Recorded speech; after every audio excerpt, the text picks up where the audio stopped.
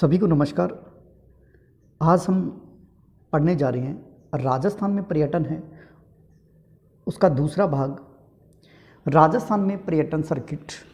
यानी कि जो पर्यटन है उसको कितने सर्किटों में बांटा गया है। तो राजस्थान में जो पर्यटन सर्किट है वो 10 भाग है। ये 10 सर्किट कौन कौन से हैं? नंबर 1 ढूंढाड़। अब ढूंढाड़ का नाम आते ही आपको याद आता होगा जयपुर वाला हिस्सा, यानी जयपुर और दौसा यहाँ का जो क्षेत्र है वो ढूंढाड़ सर्किट में आएगा। और ये राज्य का पहला सर्किट है। अगर पूछा जाएगी कि राज्य में पर्यटन सर्किट है वो 10 है, उसमें से सबसे पहला सर्किट कौन सा है तो वो है ढूंढाड़ सर्किट, जो जयपुर और दौसा के आसपास का जो क्षेत्र है वहाँ। उसके बाद में दूसरा जो हम बात करें कि मेवात सर्किट। मेवात सर्किट का नाम आते ही आपको याद आना चाहिए कि ये जो क्षेत्र है राजस्थान का इस साइड वाला, उसको बोलते हैं मेवात क्षेत्र। तो उसमें आते हैं अलवर, भरतपुर, सवाई माधोपुर और टोंक। देखिए अलवर यहीं, भरतपुर, फिर इसके पास में यहीं आगे सवाई माधोपुर और इसी के आगे टोंक। ये जो क्षेत्र है वो मेवात सर्किट का हिस्सा है। उसके बाद में राष्ट्रीय राजधानी क्षेत्र सर्किट है, उसमें आते हैं अलवर, भरतपुर और धौलपुर का क्षेत्र। राष्ट्रीय राजधानी क्षेत्र सर्किट में आते हैं अलवर, भरतपुर और धौलपुर। उसके बाद में हाड़ौती सर्किट। हाड़ौती का नाम लेते ही आपको पता हो गया, वो ये जो क्षेत्र है हाड़ौती वाला, तो उसमें कोटा, बारा और झालावाड़, ये जो क्षेत्र है वो आएगा हाड़ौती सर्किट में। उसके बाद है मेवाड़ सर्किट। मेवाड़ का नाम लेते ही उदयपुर, यानी उदयपुर का, यानी मेवाड़ जो क्षेत्र है उसमें उदयपुर तो आएगा ही, साथ में डूंगरपुर, चित्तौड़गढ़ और राजसमंद। डूंगरपुर, चित्तौड़गढ़, राजसमंद और उदयपुर मेवाड़ सर्किट के अंदर। उसके बाद है मेरवाड़ा सर्किट। मेरवाड़ा, ये देखिए मोस्ट इम्पोर्टेंट है मेरवाड़ा जो क्षेत्र है ना, ये सर्किट। पुष्कर यानी अजमेर और मेड़ता नागौर।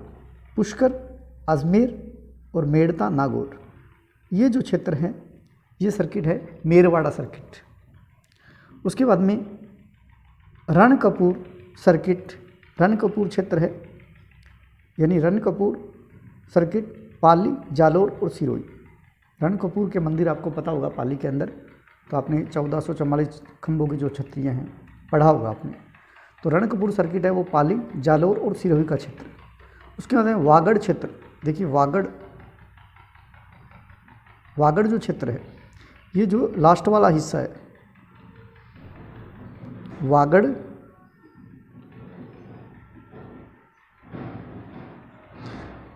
वागड़ में डूंगरपुर और बांसवाड़ा। यहाँ देखिए डूंगरपुर, उसके बाद में लास्ट वाला हिस्सा है वो बांसवाड़ा। ये जो क्षेत्र है वो वागड़ है। अगर पूछा जाए बांगड़, अगर ऐसा नाम है ना बांगड़ बाय या बांगर आए, तो ये जो क्षेत्र है चूरू झुंझुनू सीकर वाला, इसको बोलते हैं वागड़ है। वागड़ डूंगरपुर बांसवाड़ा का क्षेत्र। तो वागड़ सर्किट है वो डूंगरपुर बांसवाड़ा। उसके बाद है मरु सर्किट। मरु आपको याद रखना जैसलमेर, याद रखना मरु आते नाम जैसलमेर और थार आते बाड़मेर। मरु जिसमें जैसलमेर, बीकानेर, जोधपुर और बाड़मेर जो है ये हिस्सा आएगा मरु सर्किट में। इधर वाला जैसलमेर, बीकानेर, जोधपुर, बाड़मेर का क्षेत्र, ये जो क्षेत्र है वो मरु सर्किट में, जिसे डेजर्ट ट्रायंगल के अंतर्गत माना गया है। उसके बाद है शेखावटी सर्किट। शेखावटी का आपको पता है चूरू झुंझुनू सीकर, ये इधर वाला क्षेत्र शेखावटी क्षेत्र, चूरू झुंझुनू सीकर वाला। ये जो 10 सर्किट थे उसमें विभाजित था राजस्थान का जो पर्यटन है वो 10 सर्किटों में। अब ये सर्किट है कौन कौन से ये आपको मैंने बता दिए, इसको और डिटेल से याद कर लीजिए। ढूंढाड़ सर्किट यानी जयपुर वाला क्षेत्र, जयपुर और दौसा। मेवात यानी अलवर, भरतपुर, सवाई माधोपुर, टोंक वाला। और राष्ट्रीय राजधानी क्षेत्र, राष्ट्रीय राजधानी में आपको पता है अलवर, भरतपुर का नाम आता है अपने, तो अलवर, भरतपुर और धौलपुर। हाड़ौती आपको पता है कोटा, बूंदी, बारा, झालावाड़ वाला क्षेत्र, तो कोटा, बारा और झालावाड़, हाड़ौती। फिर मेवाड़ का नाम लेते हैं उदयपुर, चित्तौड़गढ़, तो उदयपुर, डूंगरपुर, चित्तौड़गढ़ और राजसमंद जो क्षेत्र है। उसके बाद मेरवाड़ा जो मोस्ट इंपॉर्टेंट मैंने बताया कि पुष्कर, अजमेर और मेड़ता नागौर, उसके बीच वाला क्षेत्र है तो मेरवाड़ा सर्किट। रणकपुर आपको नाम लेते ही पता चल जाएगा कि रणकपुर पाली के अंदर है, तो रणकपुर, पाली, जालोर, सिरोही। वागड़ मोस्ट इम्पोर्टेंट, वागड़ और बांगड़, मैंने कहा था दो शब्द है। वागड़ आए तो डूंगरपुर, बांसवाड़ा, प्रतापगढ़ का क्षेत्र होता है। तो वागड़ में डूंगरपुर और बांसवाड़ा जो सर्किट है वो, और मरु का नाम लेते हैं जैसलमेर, याद रखना आपको, और थार का नाम लेते हैं बाड़मेर। मरु सर्किट में जैसलमेर, बीकानेर, जोधपुर और बाड़मेर, और शेखावटी क्षेत्र में चूरू, झुंझुनू, सीकर। ये जो 10 सर्किट थे क्लियर हो गए होंगे। उसके बाद में बात करते हैं अब राजस्थान को जो धार्मिक पर्यटन स्थल है, यानी राजस्थान में धार्मिक पर्यटन सर्किट कौन कौन से है। कई जगह होंगे, लेकिन इसमें से जो महत्वपूर्ण है वो देखिए, मेवाड़ वागड़ सर्किट। ये राज्य में पहली बार जनजातीय और धार्मिक क्षेत्र की तरफ पर्यटकों को आकर्षित करने के लिए, ये जनजातीय क्षेत्र है और धार्मिक क्षेत्र। मान लो जो जनजातीय क्षेत्र है वागड़ है ना, ये जनजातीय क्षेत्र है, डूंगरपुर बांसवाड़ा वाला। तो मेवाड़ वागड़ जो क्षेत्र है, उदयपुर, डूंगरपुर और बांसवाड़ा क्षेत्र, ये पहली बार जनजातीय क्षेत्र और धार्मिक क्षेत्र की तरफ से पर्यटकों को आकर्षित करने के लिए है। उसके बाद में ब्रज सर्किट, ब्रज का नाम लेते ही अपने भरतपुर और धौलपुर का नाम आता है। और ब्रज वैसे यूपी में है, तो राजस्थान और यूपी की सीमा पर स्थित जो ये ज़िले हैं, कौन कौन से, भरतपुर और धौलपुर, भरतपुर और इसके पास वाला धौलपुर, ये जो क्षेत्र है वो ब्रज सर्किट में आएगा। उसके बाद में बुद्धा सर्किट मोस्ट इम्पोर्टेंट है। महात्मा बुद्ध के बारे में जानकारी, या हम यूँ कहें कि महात्मा बुद्ध के जो ऐतिहासिक स्थल है उसको संवारने का काम किया है राजस्थान में। पर्यटकों को आकर्षित करने के लिए, उनको और अच्छा उनके बारे में बता सकें जो महात्मा बुद्ध को मानते हैं। तो ऐसे स्थल जो बुद्ध के जीवन से संबंधित है, उन स्थलों को पर्यटक की दृष्टि से अच्छा बनाने के लिए किया है। तो देखिए यहाँ है बौद्धा सर्किट में बेराट जयपुर, और कोलवी की गुफाएं हैं जो झालावाड़ में है। यहाँ जो बौद्ध स्थल है ये 3री सदी ईसा पूर्व से 8वीं सदी के मध्य बने ऐतिहासिक बौद्ध स्थलों को संवारने का काम किया है। और राजस्थान की अजंता और एलोरा की गुफा, यानी ये मान सकते हैं, है नहीं राजस्थान में अजंता एलोरा, ये मध्य प्रदेश और महाराष्ट्र में है, लेकिन ऐसी गुफाएं मानी जाए तो ये बौद्धा सर्किट में है। जो बेराट और कोलवी की गुफाएं झालावाड़ के अंदर है, वो इसी तरह की गुफाएं हैं। आगे करते हैं बात कृष्णा सर्किट। कृष्णा सर्किट में देखिए, भगवान कृष्ण के जीवन से संबंधित या भगवान कृष्ण के जो धार्मिक स्थल है उनमें उनको अच्छा करने और पर्यटकों को उनकी ओर आकर्षित करने के लिए जो सर्किट है वो है भगवान श्री कृष्ण के लिए कृष्णा सर्किट। वो है खाटू श्याम सीकर, गोविंद जी का मंदिर जो जयपुर में है, और श्रीनाथ जी का मंदिर राजसमंद में है। यहाँ जो भगवान कृष्ण की मूर्तियाँ हैं और भगवान कृष्ण से संबंधित जो भी अनुयायी है जो आना चाहे पर्यटन के लिए, तो ये कृष्णा सर्किट है जिसमें कृष्ण के लिए या भगवान कृष्ण के बारे में ऐतिहासिक स्थल है। उसके बाद में बात करते हैं कि राजस्थान में जो रोपवे है, रोपवे समझते होंगे, जैसे ये पहाड़ है और यहाँ नीचे हमारा समतल भूमि है और यहाँ कोई तीर्थ स्थल बना है, तो यहाँ जाने के लिए हमें यहाँ एक डोली सी लगी होती है जिसमें बैठ के जाते हैं। ऐसा रोपवे, इसको बोलते हैं रोपवे, यहाँ से वहाँ तक जाने के लिए। तो ये रोपवे राजस्थान में कहाँ कहाँ पर है? राजस्थान में 4 रोपवे जो भी संचालित है। कौन कौन से? पहला सुधा माता मंदिर में, यानी सुधा माता का मंदिर है जो भीनमाल जालोर के अंदर है, वहाँ पहला रोपवे लगाया गया। यानी ये राजस्थान का पहला रोपवे है और इसकी लंबाई है 800 मीटर। और लगाया कब गया था? 2006 से संचालित है ये, और राज्य का सबसे लंबा रोपवे। देखिए यहाँ जालोर में भीनमाल में यहाँ माता का मंदिर है, सुधा माता का मंदिर, वहाँ रोपवे लगाया गया है। और ये रोपवे 2006 में लगा, यानी 2006 से संचालित है और इसकी ऊंचाई है वो 800 मीटर है और यह राज्य का पहला रोपवे है। और रही बात राज्य का सबसे लंबा रोपवे है, लंबा यानी 800 मीटर का, तो थोड़ा याद कर लीजिए। उसके बाद में बात करते हैं दूसरा रोपवे, वो है मनसापूर्ण करणी माता का मंदिर है, यानी मनसा देवी का कह सकते हैं, उदयपुर के अंदर, जो 2008 में संचालित है।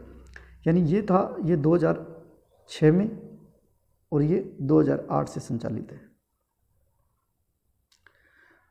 इसकी लंबाई है 387 मीटर और यह राज्य का सबसे छोटा रोपवे है।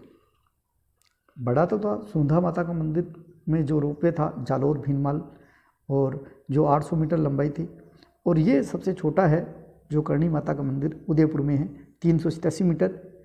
उसके बाद में तीसरा है सावित्री माता का मंदिर पुष्कर अजमेर में है, जो 2016 से संचालित है। ये इसकी लंबाई है 700 मीटर। उसके बाद में चौथा है सामोद वीर हनुमान मंदिर, सामोद के अंदर वीर हनुमान मंदिर जयपुर में है, जो 2019 से संचालित है। इसकी लंबाई है 400 मीटर और राज्य का यह नवीनतम रोपवे है। ये 4 रोपवे है, चारों के चारों आपको याद करने हैं कौन कौन से और कहाँ।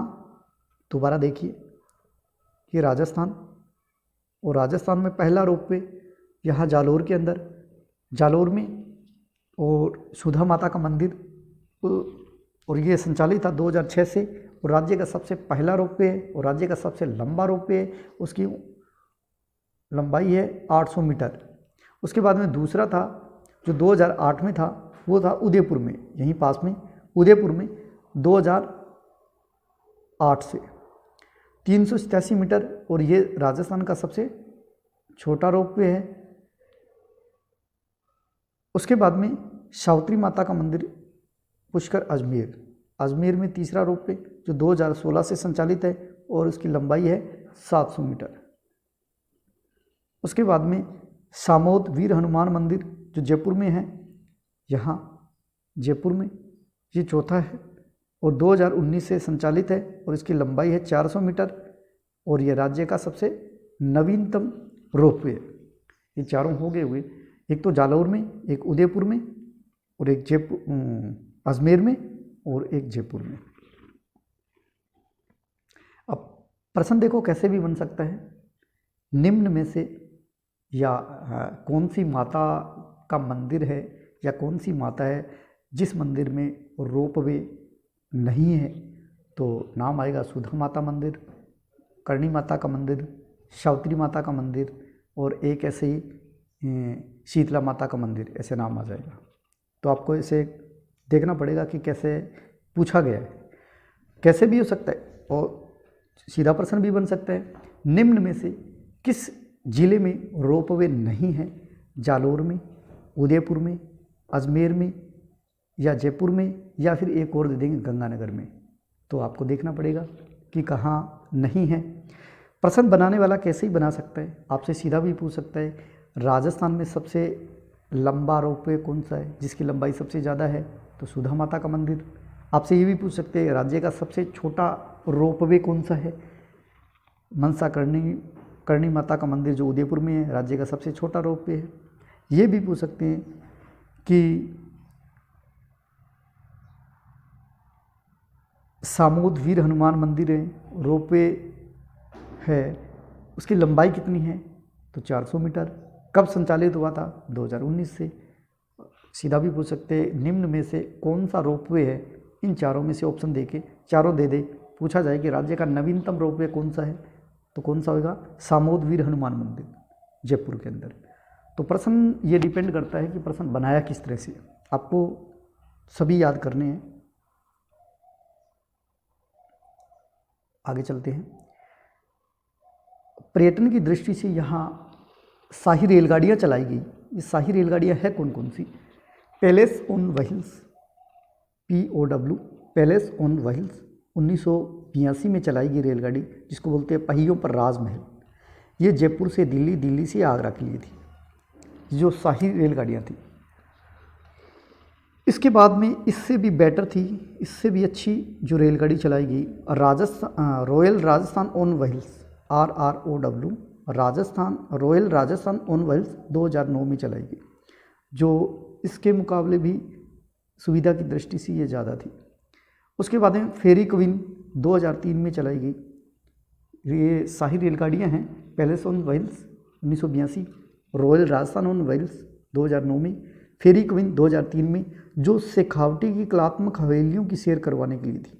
शेखावटी क्षेत्र चूरू झुंझुनू सीकर वाला, उसकी जो कलात्मक हवेलियाँ उसका सैर कराने के लिए एक रेलगाड़ी थी, जो पुराने भाप के इंजन से चलने वाली रेलगाड़ी थी, यहाँ चलाएगी फेरी क्वीन जिसको बोलते हैं, 2003 से। उसके बाद में बात करते हैं कि राजस्थान के प्रमुख महोत्सव कौन कौन से हैं। ये आपको किसी तरह से पूछ सकते हैं, इसलिए आपको पूरा का पूरा याद करना है। ऊंट महोत्सव बीकानेर में मनाया जाता है जनवरी माह में। ये ऐसे भी प्रश्न आ सकता है कि ऊंट महोत्सव कहाँ का प्रसिद्ध है, बीकानेर का। ऐसे भी आ सकता है कि ऊंट महोत्सव है वो किस माह में मनाया जाता है, जनवरी माह में। तो ये आपको याद करने हैं पूरे के पूरे। मरु महोत्सव, मरु मैंने पहले भी बताया था, मरु मतलब जैसलमेर। मरु महोत्सव जैसलमेर जनवरी फरवरी में। पतंग महोत्सव जयपुर के अंदर जनवरी में पतंग महोत्सव जयपुर है। शेखावटी हस्तशिल्प मेला झुंझुनू में जनवरी में। थार महोत्सव, थार मैंने पहले भी बताया था, थार मतलब बाड़मेर, थार महोत्सव बाड़मेर फरवरी के अंदर। बेणेश्वर मेला जो डूंगरपुर में लगता है फरवरी माह में। जालोर उत्सव वही सुधा माता मंदिर फरवरी वाला, जालोर उत्सव जालोर फरवरी में। फोटो फेस्टिवल जयपुर के अंदर फरवरी में। ब्रज होली फेस्टिवल, ब्रज आपको पता है ब्रज वाला क्षेत्र, ब्रज वाले क्षेत्र की बात करें तो ब्रज वाला ये जो क्षेत्र है जो यूपी के पास वाला क्षेत्र, तो उसमें आएगा भरतपुर। ब्रज फेस्टिवल भरतपुर फरवरी मार्च में। उसके बाद में हाथी महोत्सव जयपुर में मार्च में। गणगौर मेला जयपुर का प्रसिद्ध है मार्च अप्रैल। बेलून महोत्सव, देखो पै से बेलून, बै से पै याद रखना, बेलून, बै से बाड़मेर। बेलून महोत्सव बाड़मेर अप्रैल। मेवाड़ महोत्सव, मेवाड़ का नाम रहते ही उदयपुर, अप्रैल। तो इसको याद करना है आपको। ऊंट महोत्सव बीकानेर, मरु महोत्सव जैसलमेर, पतंग महोत्सव जयपुर, शेखावटी झुंझुनू, थार महोत्सव बाड़मेर, बेणेश्वर मेला डूंगरपुर, जालोर उत्सव Jalore, photo festival Jaipur, Braj Holi festival Bharatpur, हाथी महोत्सव मोस्ट इम्पोर्टेंट है जयपुर, गणगौर मेला जयपुर, बेलून महोत्सव बाड़मेर, बै से बेलून, बै से बाड़मेर, मेवाड़ महोत्सव उदयपुर। उसके बाद में बात करते हैं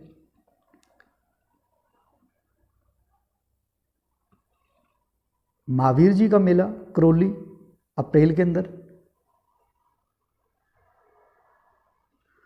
ग्रीष्म महोत्सव माउंट आबू जून के अंदर। देखो ग्रीष्म गर्मी के महीने में ग्रीष्म महोत्सव माउंट आबू सिरोही के अंदर और जून के अंदर। तीज उत्सव जयपुर जुलाई में। मांड महोत्सव मांड और या मारवाड़ महोत्सव जोधपुर अक्टूबर में। मीरा महोत्सव मोस्ट इम्पोर्टेंट, मीरा महोत्सव चित्तौड़गढ़ में जुलाई अगस्त में। कजली महोत्सव बूंदी अगस्त में। कामा उत्सव भरतपुर में अगस्त में। डिगी मेला टोंक में, ये याद रखना है, डिगी मेला टोंक अगस्त सितंबर में। आभानेरी उत्सव दौसा सितंबर में। दशहरा उत्सव कोटा का अक्टूबर में, दशहरा उत्सव मोस्ट इम्पोर्टेंट है अक्टूबर में। खलकानी माता मेला जयपुर में अक्टूबर में। पुष्कर मेला अजमेर वाला अक्टूबर नवंबर में। शीत या शरद महोत्सव माउंट आबू दिसंबर में। देखिए शीत या शरद महोत्सव,